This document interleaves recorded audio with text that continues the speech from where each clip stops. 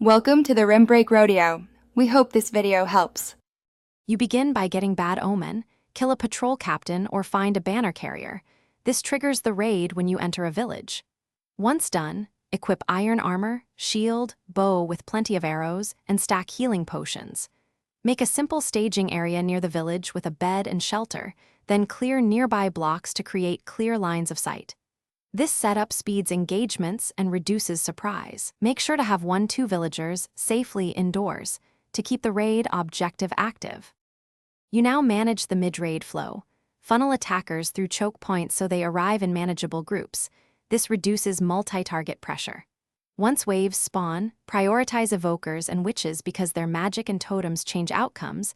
Take them out quickly with ranged fire or coordinated melee. Use your shield to block crossbow volleys, then close to finish. When multiple targets converge, step back, throw a healing or regeneration potion, and reposition. Keep moving. Static fights let pillagers overwhelm. You finish the raid by clearing remaining enemies. Inspect rooftops, wells, and interiors so no survivor ambushes you.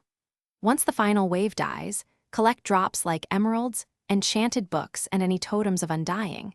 Then return villagers to safety and trade for improved gear.